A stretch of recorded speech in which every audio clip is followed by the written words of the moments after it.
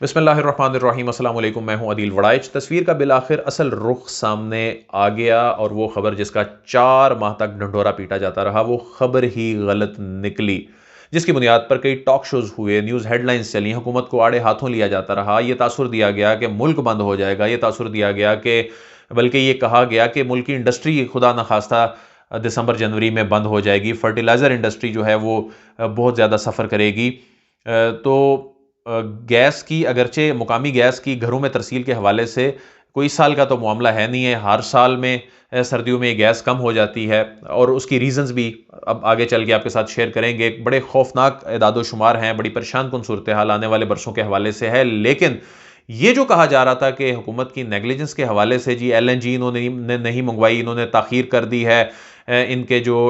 L N جی کے cargoes ہیں وہ وقت پر نہیں آ سکے اور انہوں نے آرڈر وقت پر نہیں دیا، یہ اصل صورتحال آپ کے ساتھ شیئر کریں گے۔ کیونکہ میں نے پہلے بھی کہا ہے کہ جو ٹاک شوز ہوتے ہیں ان میں ظاہر ہے اتنا وقت نہیں ہوتا کہ اعداد و شمار کے ساتھ اس انداز میں بات کی جا سکے، وہاں پولیٹیکل بات زیادہ ہوتی ہے۔ ہم بھی جب ٹی وی ٹاک شوز میں بیٹھتے ہیں تو ہمیں اندازہ ہوتا ہے کہ وہاں پر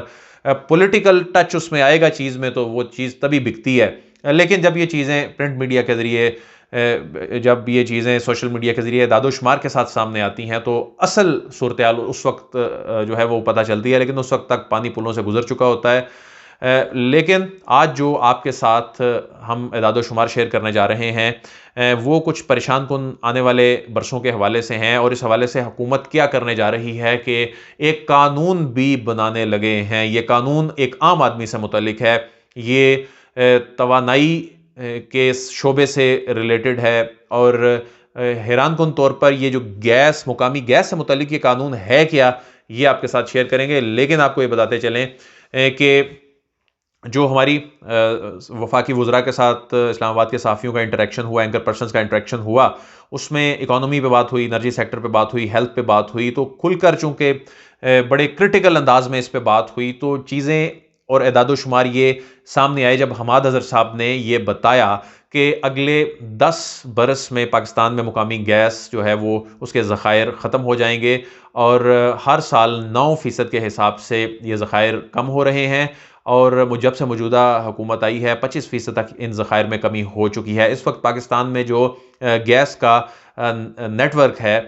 یہ 30% امپورٹڈ پہ ہے، 70% مقامی گیس پہ چل رہا ہے۔ 2 سال بعد یہ 50-50 پر آ جائے گا، یعنی 50% مقامی گیس ہوگی اور 50% امپورٹڈ گیس ہوگی، اور اگلے 4 سال میں یہ ریشو ہو جائے گی 80-20 پہ یا 90 اور 10 پہ، یعنی 10% یا 20% جو ہے وہ لوکل گیس اس نیٹ ورک میں ہوگی، اور 80 یا 90% جو ہے یہ امپورٹڈ گیس لانا پڑے گی۔ اب یہ امپورٹڈ گیس ہے، یہ اتنی مہنگی ہے کہ یہ افورڈ ہی نہیں کی جا سکتی اسے مقامی گیس کے طور پر اسے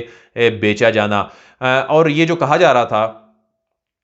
کہ یہ جو ایل این جی انہوں نے نہیں منگوائی، ایل این جی پہلی تو بات یہ سمجھنی کہ ایل این جی پاکستان میں منگوائی کس لیے جاتی ہے۔ یہ ایل این جی جو منگوائی گئی یہ عام صارف کے لیے ہے ہی نہیں تھی۔ اس کی ریزن یہ ہے کہ 10 ارب روپے کا اگر ایک ایل این جی کا کارگو آتا ہے، عوام میں تقسیم کرنے کے بعد جو ریکوری ہوتی ہے، جو قوانین ہیں ان قوانین کے مطابق جو سلیبز ہیں وہ ریکوری 1 ارب روپیہ ہوتی ہے، اور 9 ارب روپے کا جو شارٹ فال ہے، اس طرح تو کمپنیاں ڈیفالٹ کر جائیں گی، سسٹین ہی نہیں کیا جا سکتا اس طرح۔ لیکن اس کا آرگومنٹ یہ سمجھ آتی ہے جی کہ اس میں پھر قیمتیں بڑھا دی جائیں، قیمتیں بھی نہیں بڑھائی جا سکتی، کیونکہ اس میں ایل این جی جو ہے وہ پیٹرولیم کی ڈیفینیشن میں آتی ہے قانون کے تحت، اور اس کو گیس کی اس میں ڈومین میں لانے کے لیے قانون کے تحت اس میں ایک قانون جو ہے وہ متعارف کروایا جا رہا ہے۔ اس کے بعد پھر قیمتیں جو ہیں وہ بڑھائی جا سکیں گی، ادروائز پھر اس کی قیمتیں جو ہیں چونکہ وہ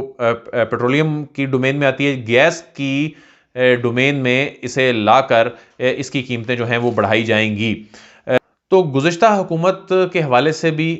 آج قومی اسمبلی میں بھی حماد اظہر صاحب نے بتایا کہ جو انہوں نے ٹرمینلز لگائے ہیں وہ اتنے مہنگے لگائے ہیں کہ ایک ٹرمینل جو ہے یہ $2.5 lakh اس کا یومیہ کرایہ دینا پڑتا ہے۔ تو 2 ٹرمینل جو ہیں ان کا $5 lakh جو ہے یہ یومیہ دینا پڑتا ہے۔ اور یہ جو ایل این جی جو یہ ٹرمینلز لگائے گئے تھے، یہ L N G power plants کے لیے یہ ارینجمنٹ کیا گیا تھا، اور یہ پاور پلانٹس جو ہیں یہ اتنے مہنگے لگا دیے گئے اور قطر کے ساتھ اتنا مہنگے داموں اس کا کانٹریکٹ کر لیا گیا کہ اب وہ LNG جو خریدنی پڑتی ہے تو وہ ظاہر ہے عوام کی جیب سے ہی پیسہ جانا ہے. بہرحال اب جو LNG منگوائی گئی ہے، جو کارگو آئے ہیں، یہ ایک تو LNG کے پاور پلانٹس میں استعمال ہوئی، دوسرا یہ انڈسٹری کو گئی. اور ایسا پہلی مرتبہ ہوا ہے کہ 1 نومبر کے بعد سے فرٹیلائزر پلانٹس جو ہیں وہ بند نہیں ہوئے بلکہ وہ چل رہے ہیں. یعنی جو تاثر دیا جا رہا تھا کہ انڈسٹری بند ہو جائے گی، لیکن اس مرتبہ تو پہلی مرتبہ ایسا ہوا ہے کہ فرٹیلائزر انڈسٹری بند ہی نہیں ہوئی. اور جو یوریا کا ویسے ہی ایک بحران جو چل رہا ہے اس میں بہت سارے فیکٹرز ہیں، اس پہ بھی الگ سے بات کریں گے، لیکن اس مرتبہ یوریا کی پروڈکشن پہلے سے زیادہ ہوئی ہے. تو اس میں جی LNG اگر عوام کو یہ جو کہا جا رہا تھا جی وقت پہ نہیں منگوائی تو یہ بحران ملک میں گھروں میں بھی لوگ سفر کریں گے، تو عام لوگوں کے لیے تو یہ تھی ہی نہیں. عام لوگوں کے لیے افورڈ نہیں کی جا سکتی جب تک اس پہ قانون سازی نہیں کر لی جاتی، اور جب تک قانون سازی کر کے اس میں وہ جو سلیبز کا سارا وہ ایک میکنزم ہے اس کو تبدیل نہیں کیا جاتا، اس وقت تک تو یہ افورڈ ہی نہیں ہو سکتی. اور اگلے چند سالوں میں یہ ایسا کرنا ہے. اگر یہ نہ ہوا تو آنے والے ہر سال میں یہ گیس ویسے ہی کم ہوتی جائے گی. ایک عام جو صرف ہے، ایک عام شہری ہے، اس کی پہنچ سے یہ ویسے ہی دور ہو جائے گی، کیونکہ گیس کو ویسے بھی ہم نے جتنی بے دردی سے استعمال کیا ہے، ہم نے اسے مفت سمجھ کے استعمال کیا ہے، اس قدرتی نعمت کا ہم نے اس طرح سے احساس نہیں کیا، اور نتیجہ یہ نکلا کہ جو ذخائر سوئی سے نکلے تھے یا اس کے علاوہ بھی جو ایکسپلوریشن ہوتی رہیں تو وہ ذخائر وقت کے ساتھ ساتھ کم ہوتے رہے. کوئی بڑی جو ایکسپلوریشن ہے وہ نہیں ہو سکی، اور یہی وجہ ہے کہ اس وقت گیس کے ذخائر تیزی سے کم ہوتے جا رہے ہیں. سب سے زیادہ گیس کی کمی جو ہے وہ سندھ میں ہو رہی ہے، یہ بتایا جا رہا ہے. اور یہ بھی بتایا گیا ہے کہ جو پنجاب ہے، پنجاب میں جو گیس کی ریکوری ہے یہ 99% ہے، اور سندھ میں لاسز اتنے زیادہ ہیں اور اتنی زیادہ یہ چوری ہوتی ہے کہ پھر اس کے جو لاسز ہیں یہ بتایا گیا کہ وہ پھر پنجاب کے لوگ پے کر رہے ہوتے ہیں. کیونکہ جب یہ بات آتی ہے نا کہ جی گیس تو ہمارے ہاں سے نکل رہی ہے، ہمیں سبسڈی کیوں نہیں دی جاتی، ہمیں سستی کیوں نہیں دی جاتی، تو یہ اس کی آرگومنٹ میں تھا کہ اس میں تو وہاں سے اتنی گیس چوری ہوتی ہے کہ اس کے پھر جو لاسز ہوتے ہیں، اور جس صوبے کی ریکوری زیادہ ہے اس کا مطلب ہے کہ وہ تو اپنی پوری ادائیگی کر رہے ہیں، تو ان لاسز کو بھی وہ پنجاب کے لوگ جو ہیں وہ بھگت رہے ہیں. تو یہ صورتحال ہے جی گیس کے حوالے سے کہ گیس کا یہ جو نیٹ ورک ہے، پاکستان کا 1.5 لاکھ کلومیٹر پر مشتمل یہ جو گیس کا نیٹ ورک ہے، اور 28 اس کے باوجود یعنی دنیا کے جو بڑے گیس کے نیٹ ورکس ہیں ان میں پاکستان کا نیٹ ورک ہے، سر فہرست ہے، شاید سب سے بڑا نیٹ ورک ہے. لیکن اس کے باوجود یہ گیس جو ہے یہ 28% لوگوں کے پاس ہے. لیکن اس طرح جو پائپوں کے ذریعے گیس کا بے دردی سے جو استعمال کیا جاتا ہے، تو یہ آنے والے دنوں میں ایک بہت بڑا ایک پریشان کن صورتحال ہے. اس میں پالیسی میکرز یہ سوچ رہے ہیں کہ اب چونکہ امپورٹڈ گیس لا کر ہی اس کمی کو پورا کیا جا سکتا ہے، اور امپورٹڈ گیس اتنی مہنگی ہے کہ جب لوگوں سے اس کے چارجز وصول کیے جائیں گے ظاہر ہے پھر اس میں بھی شور مچے گا. آنے والی کوئی بھی حکومت ہوگی اس کو ایسا ہی کرنا پڑے گا، ادروائز کوئی آپشن ہی نہیں ہے. تو اس میں پھر جو weighted average cost of gas ہے، یہ اس کا ایک بل جو ہے وہ لایا جا رہا ہے اور یہ قانون منظور ہوگا. اس وقت کی جو گیس فلو ہے اس میں جو 3500 MCFD ہے پر ڈے، یہ